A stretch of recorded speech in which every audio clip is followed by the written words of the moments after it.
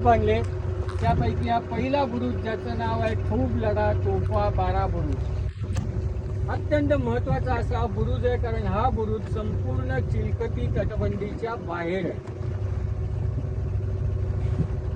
त्याच्या पुढच्या बुरुजात खाली कोपऱ्यात एक भुयारी मार्ग आहे, ज्याचा वापर रसद आतमध्ये नेण्यासाठी केला जायचा। दिसला कोपऱ्यात आहे।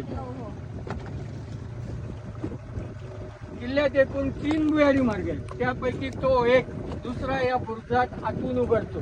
या बुरुजावर यायचं असेल तर त्या भुयारी मार्गाव्यतिरिक्त अन्य पर्याय नाही।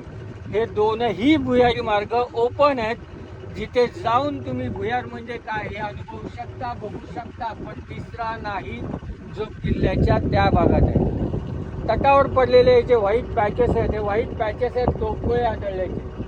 वॉल्टर बून नावाच्या एका ब्रिटिश अधिकाऱ्याने या किल्ल्यावर हल्ला केला होता 1717 मध्ये। सतत 2 दिवस तो फायर करत होता आणि या 2 दिवसात जे काही तोफगोळे याच्या तटावर आढळले त्याचे ते पॅचेस आहेत।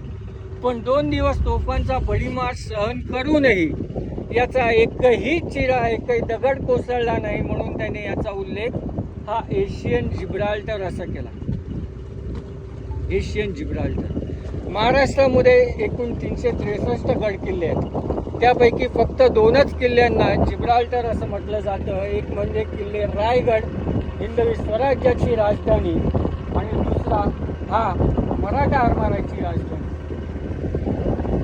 त्याच युद्धाच्या वेळेला त्या पहिल्या बुरुजावरती एकाच वेळेला 12 तोफा चढवल्या होत्या आणि 12 तोफा चढवून वॉल्टर बूनला उत्तर दिलं होतं। नुसतंच उत्तर नाही तर त्याला माघार घ्यायला भाग पाडलं होतं, म्हणून त्याला खूप लढा म्हटलं गेलं आणि पुढे त्याचं नाव झालं खूप लढा तोफा 12 बुरुज।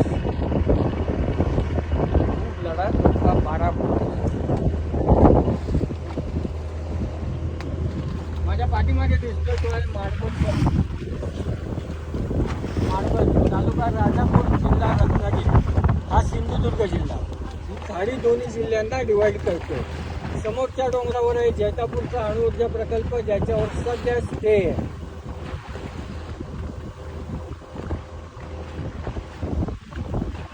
त्याच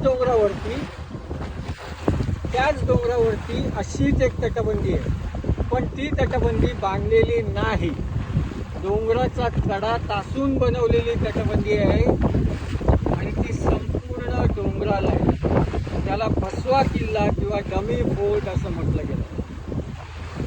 या तटबंदीच्या बांधकामामध्ये चुना, गूळ आणि शिस याचा वापर केला गेला। हे हेमाडपंथी